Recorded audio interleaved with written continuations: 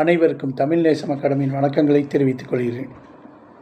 இன்றைக்கி நம்ம பார்க்க இருக்கிறது 6ஆம் வகுப்பு முதல் பருவம் வரலாறு பாடம் 2 மனிதர்களின் பரிணாம வளர்ச்சி. கொஸ்டின்ஸ் போயிடலாம்.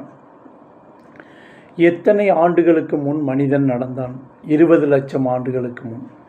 எத்தனை ஆண்டுகளுக்கு முன் மனிதர்கள் புவியெங்கும் பரவினர்? 3 லட்சம் ஆண்டுகளுக்கு முன். எத்தனை ஆண்டுகளுக்கு முன் வேளாண்மை தொடங்கியது? 8000 ஆண்டுகளுக்கு முன் வேளாண்மை தொடங்கியது. 1850ஆம் ஆண்டில் அரிதாக காணப்பட்ட வண்டிகள் எது? குதிரை வண்டி. 8000 ஆண்டுகளுக்கு முற்பட்ட காலத்து மக்கள் எத்தொழிலில் ஈடுபட்டனர்? பயிர் வளர்ப்பது மற்றும் கால்நடை வளர்ப்பு. கல்லிலும் எலும்பிலும் செய்த கருவிகளை அக்கால மனிதர்கள் எதற்கு பயன்படுத்தினர்? வேட்டையாட பயன்படுத்தினர். மனிதன் பரிணாம வளர்ச்சி அடைந்த கதையை தெரிந்து கொள்ள உதவும் துறைகள் எவை? தொல்லியல், மானுடவியல். வரலாற்றுக்கு முந்தைய கால மனிதர்களையும் அவர்கள் பயன்படுத்திய பொருட்களையும் பற்றி படிக்கும் படிப்பின் பெயர் என்ன? தொல்லியல். மனிதர்களையும் அவர்களின் பரிணாம வளர்ச்சியையும் பற்றி படிப்பதன் பெயர் என்ன? மானுடவியல். மானுடவியல் எனும் சொல் எதிலிருந்து பெறப்பட்டது? ஆந்த்ரோபாலஜி. அது எதிலிருந்து பெறப்பட்டது? கிரேக்கம். ஆந்த்ரோபாலஜி என்ற கிரேக்க சொல்லின் பொருள் யாது? மானுடவியல். ஆந்த்ரோபோஸ் என்பதன் பொருள் என்ன? மனிதன். லோகோஸ் என்பதன் பொருள் என்ன? எண்ணங்கள் அல்லது காரணம். தொல்லியல் ஆய்விற்கு முக்கிய ஆதாரமாக எந்த பொருட்கள் உதவுகின்றன? அகழ்வாராய்ச்சி பொருட்கள்.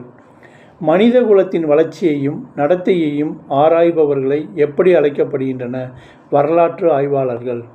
காலடித்தடங்கள் உட்படுத்தப்பட்ட பகுப்பாய்வின் பெயர் என்ன? கதிரியக்க கார்பன் பகுப்பாய்வு. குரோமக்னான்ஸ் எங்கு வாழ கற்றுக்கொண்டனர்? குகை. கதிரியக்க கார்பன் பகுப்பாய்வின் மூலம் காலடித்தடங்கள் எத்தனை ஆண்டு பழமையானவை என கண்டறியப்பட்டது? 3.5 மில்லியன் ஆண்டு பழமையானது. குரோமக்னான்ஸ் மனிதர்கள் குகைகளில் வாழ்ந்ததற்காக தொல்லியல் சான்றுகள் எங்கு கிடைத்துள்ளன? பிரான்ஸ் உள்ள லாஸ்காஸ். மனிதர்கள் காலத்துக்கு ஏற்றவாறு தங்களை தகவமைத்து கொண்டு வளர்ச்சி அடைவதன் பெயர் என்ன? பரிணாம வளர்ச்சி. மனித இனம் மாறுதல் அடைந்து ஒரு மேம்பட்ட கட்டத்தை நோக்கி வளர்ச்சி அடைவதன் பெயர் என்ன? பரிணாமம். பொருள்களை இறுக பற்றுவதற்கு வசதியாக உடலில் எந்த இடத்தில் மாற்றம் ஏற்பட்டது? கட்டை விரல். மூளை வளர்ச்சி என்பது எக்கால மனித பரிணாம வளர்ச்சி? தற்காலம். தொடக்க கால மனிதன் எங்கு தோன்றினான்? கிழக்கு ஆப்பிரிக்கா. கிழக்கு ஆப்பிரிக்காவிலிருந்து இடம்பெயர்ந்த மனிதர்கள் யார்? ஹோமோசேப்பியன்ஸ். ஹோமோசேப்பியன்ஸ் வாழ்ந்த சூழலுக்கு தக்கபடி அவர்களிடம் மாறிவிட்டது எது? வாழ்க்கை முறை. வாழும் இடத்தின் வானிலை, காலநிலை மற்றும் இயல்பு ஆகியவற்றின் அடிப்படையில் அவர்களின் எப்பண்பு வேறுபட்டன? உடலமைப்பும் தோல் நிறமும். உடல் அமைப்பும் தோல் நிறமும் வேறுபட்டதால் தோன்றியது எது? இனங்கள். முற்காலத்தில் நம் முன்னோர்கள் எவ்வாறு தங்கினார்கள்? குழுவாக. ஒவ்வொரு குழுவிலும் எத்தனை பேர் இருந்தனர்? 30 முதல் 40 பேர் இருந்தனர். வேட்டையாடுவதிலும் உணவு சேகரிப்பதிலும் ஈடுபட்டவர்கள் யார்? ஹோமோசேப்பியன்ஸ். பரிணாம நிலையில் நெருப்பின் பயனை அறிந்திருந்த மனிதன் யார்? Homo erectus. ஆப்பிரிக்கரிடம் இருந்து வேறுபட்டு காணப்பட்ட இறந்தவர்களை புதைக்கும் பழக்கம் பெற்று விளங்கியவர்கள் யார்? நியாண்டர்தால். நியாண்டர்தால் மனிதர்களின் சான்றுகள் எங்கு கிடைக்கப்பட்டன? ஜெர்மனி. ஆப்பிரிக்காவிலிருந்து இடம்பெயர்ந்து ஐரோப்பாவிலும் ஆசியாவிலும் குடியேறியவர்கள் யார்? ஹோமோசேப்பியன்ஸ். சுயமாக சிந்திக்கும் மனிதன், அதாவது ஹோமோசேப்பியன்ஸ் எத்தகைய மனிதர்களாக கருதப்படுகிறார்கள்? சுயமாக சிந்திக்கும் மனிதன். குரோமக்னான்ஸ் எத்தகைய மனிதர்களாக கருதப்படுகிறார்கள்? எத்தகைய மனிதர்களாக கருதப்படுகிறார்கள்? நவீன மனிதர்களாக கருதப்படுகிறார்கள். மானுடவியலாளர்கள் கல் படுக்கைகளில் பதிந்திருந்த மனித காலடித்தடங்களை எங்கு கண்டறிந்தனர்? கிழக்கு ஆப்பிரிக்காவில், தான்சானியா. கிழக்கு ஆப்பிரிக்காவில், தான்சானியா. தங்களின் உணவு தேவையை பூர்த்தி செய்து கொள்ள ஹோமோசேப்பியன்ஸ் என்ன செய்தார்கள்? வேட்டையாடினர். பழங்கால மனிதர்கள் குளிரிலிருந்து தம்மை பாதுகாத்து கொள்ள பயன்படுத்திய பொருட்கள் என்ன? பதப்படுத்தப்பட்ட விலங்குகளின் தோல்கள், மரங்களின் கிளைகள், இலைகள். ஒரு கல்லினை அடியில் வைத்து கூர்மையான மற்றொரு கல்லினை வைத்து தட்டுவதன் பெயர் என்ன? செதுக்குதல். ஆதி காலத்தில் மனிதர்களின் முதன்மையான தொழில் எது? வேட்டையாடுதல். வேட்டையாடுவதற்கு பயன்படுத்திய பொருள் எது? கூரான ஆயுதங்கள்.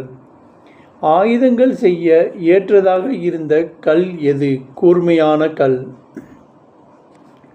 எந்த வேளையில் பல மணி நேரங்களை செலவழித்தார்கள்? சிக்கிமுக்கி கற்களை தேடுவதில். பெரிய கற்களை கொண்டு உருவாக்கிய பொருள் எது? கோடாரி. முன்னோர்கள் மரம் வெட்டவும், மரக்கிளைகளை நீக்கவும், குழி தோண்டவும், விலங்குகளை வேட்டையாடவும், விலங்குகளின் தோலை உரிக்கவும் பயன்படுத்திய பொருள் எது? கோடாரி. ஒரு கற்கருவியை உருவாக்க தேவைப்படும் கற்கள் எத்தனை? 2. ஒரு கல்லில் உள்ள சீரற்ற பகுதியை நீக்கவும் அதை கருவியாக்கவும் மற்றொரு கல் எப்படி பயன்பட்டது? சுத்தியல் போல். தொடக்கத்தில் மனிதர்கள் எதை கண்டு பயந்தனர்? நெருப்பையும் மின்னலையும். தீப்பெட்டியை பயன்படுத்தாமல் நெருப்பை உருவாக்கும் பழக்கம் எந்த மாவட்டத்தில் இன்றும் உள்ளது? நீலகிரி. முன்னோர்கள் விலங்குகளின் இறைச்சியை உண்டபோது மென்மையாகவும் சுவையாகவும் இருந்தது. இந்த நிகழ்வு அவர்களை எதை பற்றி கூடுதலாக அறிய தூண்டியது? நெருப்பு. மனிதர்கள் நெருப்பை உருவாக்க பயன்படுத்தியது எது? சிக்கிமுக்கி கல். காட்டு விலங்குகளிலிருந்து பாதுகாக்கவும், இரவில் ஒளியை உருவாக்கவும், சமைக்கவும் மனிதனுக்கு பயன்பட்டது எது? நெருப்பு. மனிதர்களின் இன்றியமையாத பொருள் எது? நெருப்பு. மனிதர்கள் தங்களின் புலனறிவாலும் சிந்தனையாலும் அனுபவத்தாலும் உருவாக்கிய சிறந்த அறிவியல் கண்டுபிடிப்பு எது? சக்கரம். மனித வரலாற்றில் முதல் தரமான கண்டுபிடிப்பு எது? சக்கரம். மனிதர்கள் எந்த மண்ணில் பானை செய்தனர்? களிமண். மனிதர்கள் பானைக்கு எப்படி உறுதி கொடுத்தார்கள்? நெருப்பில் சுட்டு. தாவரங்களின் வேர்கள், இலைகள், மரப்பட்டைகள் ஆகியவற்றின் சாற்றிலிருந்து தயாரிக்கப்பட்ட பொருள் எது? வண்ண சாயங்கள். வரலாற்றுக்கு முந்தைய கால மனிதர்கள் அன்றாட நிகழ்வுகளை எப்படி சித்தரித்தார்கள்? ஓவியங்களில். மனிதர்கள் பெரும்பாலும் யாருடைய ஓவியங்களை சித்தரித்தனர்? விலங்குகள். பழங்கால பாறை ஓவியங்கள் முன்னோர்களின் எதன் வெளிப்பாடு? கைவினைத்திறன். தமிழ்நாட்டில் உள்ள பழங்கால பாறை ஓவியங்கள் காணப்படும் இடங்கள் எவை? கீழ்வளை விழுப்புரம், உசிலம்பட்டி மதுரை, குமுதிபதி கோவை, மாவடைப்பு கோவை, பொறிவரை கரிக்கையூர் நீலகிரி. மனித சமூகத்தின் முதல் கலை எது? கைவினைத்திறன். எதற்கு முன் மனிதர்கள் தங்கள் எண்ணங்களை ஓவியமாகவும் அசைவுகளாகவும் வெளிப்படுத்தினார்கள்? மொழி தோன்றுவதற்கு முன். தங்கள் எண்ணங்களை ஒளியாகவும் அசைவுகளாகவும் வெளிப்படுத்தி எதில் பதிவு செய்தார்கள்? பாறை ஓவியங்கள். எக்காலத்தை பற்ற செய்திகளை பாறை ஓவியங்கள் மூலம் அறியலாம். கடந்த காலம். மனிதர்கள் உணவுக்காக போதுமான இறைச்சி கிடைக்காததால் வேறு எவற்றை உணவுக்காக தேடினார்கள்? காய்கள், பழங்கள். மண்ணில் வீசப்பட்ட கொட்டையிலிருந்தும் விதைகளிலிருந்தும் உருவானது எது? செடி. செடி முளைத்தல் தன் அனுபவத்தாலும் காரணகாரியம் குறித்த அறிவாலும் அவர்கள் எது தொடர்பான அறிவை பெற்றனர்? பயிர் வளர்ப்பு. செடிகள் எப்பகுதிகளில் விரைவாக வளரும்? நீர் நிறைந்த பகுதிகளில். எந்த மண்ணுக்குரிய நிலம் மற்ற பகுதிகளை விட செடி வளர்வுக்கு ஏற்றதாக இருக்கும்? வண்டல் மண்.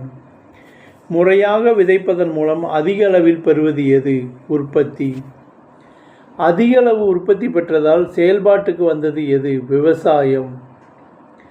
விவசாயத்தில் ஈடுபடுத்த உணவு கொடுத்து வளர்த்து எதை பழகினர்? விலங்குகள்.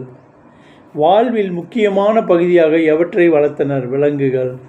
உழுவதற்கும் விவசாய வேலைகளை எளிமையாக்கவும் உதவிய விலங்கு எது? காளை. மனிதர்கள் ஒரு குறிப்பிட்ட இடத்தில் குடியேறும்படி செய்தது எது? விவசாயம். நிலைத்து வாழும் வாழ்க்கை முறையால் சமைப்பதற்கும் சேமித்து வைப்பதற்கும் தேவை எவை? கொள்கலன்கள். கொள்கலன்கள் செய்ய தேவைப்பட்டவை எவை? சக்கரம், நெருப்பு. விவசாயம் எளிதாக செய்வதற்கு கண்டுபிடிக்கப்பட்ட பொருள் எது? கலப்பை. தொடக்கத்தில் மனிதர்களின் உணவு தேவையை நிறைவேற்றுவதற்காக மேற்கொள்ளப்பட்ட செயல் எது? விவசாயம். உற்பத்தி அதிகரித்த போது மனிதர்கள் தங்களின் எதிர்கால தேவைக்காக சேமித்து வைத்தது எது? விளைபொருட்கள். விவசாயத்திற்கும் கால்நடை வளர்ப்பிற்கும் பயனுள்ள நிலம் எது? ஆற்றங்கரைக்கு அருகில் உள்ள நிலம். ஆற்றங்கரையின் அருகிலுள்ள நிலம் விவசாயத்திற்கும் கால்நடை வளர்ப்புக்கும் பயன்படும் என்பதை புரிந்து கொண்ட மக்கள் எங்கு நிலையாக தங்க முடிவெடுத்தனர்? ஆற்றங்கரையில். மனிதர்களால் பழக்கப்படுத்தப்பட்ட முதல் விலங்கு எது? நாய். மனிதர்கள் நெடுங்காலமாக தங்கிய இடம் எது? சமவெளிகள். மனிதர்கள் விவசாயத்தோடு கற்றுக்கொண்ட மற்றொரு கலை என்ன? கைவினை கலை. கூடுதல் தானியங்களை பிற குழுக்களிடம் பரிமாற்றம் செய்து தங்களுக்கு தேவையானவற்றை பெறுவதன் பெயர் என்ன? பண்டமாற்று. மனிதர்களையும் அவர்களது வாழ்விடங்களையும் பொறுத்துக்க. மனிதர்கள் வாழ்விடங்கள். Questions Australopithecus, homo habilis, Neanderthal, homo erectus. நான் இப்போ ஆன்சரை மட்டும் சொல்லிடுறேன். ஆஸ்ட்ரலோபிதிகஸ் கிழக்கு ஆப்பிரிக்கா, அது ரெண்டாவதுல இருக்குது. ஹோமோ ஹேபிலிஸ் தென்னாப்பிரிக்கா, அது ஃபஸ்ட்டு. நியாண்டர்தால் யுரேசியா, அது 4வது ஆப்ஷனாக இருக்குது. ஹேமோ எரெக்டஸ் ஆப்பிரிக்கா மற்றும் ஆசியா, அது 3வது ஆப்ஷனாக இருக்குது. மனிதர்களையும் அவர்களது வாழ்விடங்களையும் பொறுத்துக்க. மனிதர்கள் குரோமேக்னான்ஸ், பீகிங் மனிதன், ஹோமோசேப்பியன்ஸ், ஹைடல்பர்க் மனிதன். விடையை மட்டும் இப்போ சொல்கிறேன். குரோமேக்னான்ஸ் ஃப்ரான்ஸு, 4வது ஆப்ஷனாக இருக்குது. பீக்கிங் மனிதன் சீனா, ஃபஸ்ட் ஆப்ஷன். ஹோமோசேப்பியன்ஸ் ஆப்பிரிக்கா, 2வது ஆப்ஷன். ஹைடல்பர்க் மனிதன் லண்டன், ஆன்சர் 3வதாக இருக்குது. பொறுத்துக்க. மனிதர்களும் அவங்களுடைய வாழ்ந்த ஆண்டுகளும். கொஸ்டினை மட்டும் படிக்கிறேன். Cro-Magnons, Australopithecus, homo sapiens, homo habilis, homo erectus, Neanderthal. இப்போ விடையை சொல்லிடுறேன். குரோமேக்னான்ஸ் 50,000 ஆண்டுகளுக்கு முன், 2வது ஆப்ஷனாக இருக்குது. ஆஸ்ட்ரலோபிதிகஸ் 4 to 2 மில்லியன் ஆண்டுகளுக்குள், அதாவது ஆப்ஷன் ஃபஸ்ட்டில் இருக்குது. ஹோமோசேப்பியன்ஸ் 3 லட்சம் ஆண்டுகளுக்கு முன், 4வது ஆப்ஷனாக இருக்குது. ஹோமோ ஹெபிலிஸ் 2.3 to 1.4 மில்லியன் ஆண்டுகளுக்குள், ஆப்ஷன் 3வதாக இருக்குது. ஹோமோ எரெக்டஸ் சுமார் 1.8 மில்லியன் ஆண்டுகளுக்கு முன், 6வது ஆப்ஷனாக இருக்குது. நியாண்டர்தால் 1,30,000 முதல் 40,000 ஆண்டுகளுக்குள்.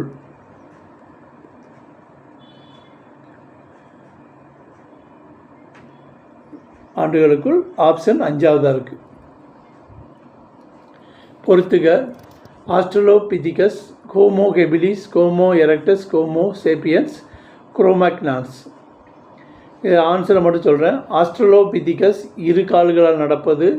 ஹோமோ ஹெபிலிஸ் முகத்தின் முன்பக்க நீட்சி குறைந்து காணப்படுகிறது. ஹோமோ எரெக்டஸ் நிமிர்ந்து நின்ற மனிதன். ஹோமோ சேப்பியன்ஸ் சிந்திக்கும் மனிதன். குரோமேக்னான்ஸ் நவீன மனிதன். அடுத்து நம்ம புத்தக பயிற்சி பார்க்க போகிறோம். சரியான விடை தெரிந்தது. பரிணாமத்தின் வழிமுறை என்ன அப்படின்னு பார்த்தீங்கன்னா ஆன்சர் இ, படிப்படியானது. டான்சானியா டேஸ் கண்டத்தில் உள்ளது? ஆன்சர் ஆ, ஆப்பிரிக்கா. கூற்றுக்கான காரணத்தை பொறுத்தனும் சரியான விடை தந்தது. இது அடிக்கடி சொல்கிறோம், ரொம்ப இம்பார்ட்டன்ட்னு. கூற்று: உலகின் வெவ்வேறு பகுதிகளுக்கு இடம்பெய்ந்த மனிதனின் உடம்பிலும் நிலத்திலும் காலப்போக்கில் மாற்றங்கள் ஏற்பட்டன. காரணம் தட்பவெப்பநிலை மாற்றமே. இதுக்கு அவங்க 2 கூற்றும் கொடுத்துட்டாங்க, காரணம் கொடுத்தாங்க. ஆன்சர் என்னன்னு பார்த்தீங்கன்னா ஆ, கூற்றுக்கு பொருத்தமான காரணம் தரப்பட்டுள்ளது.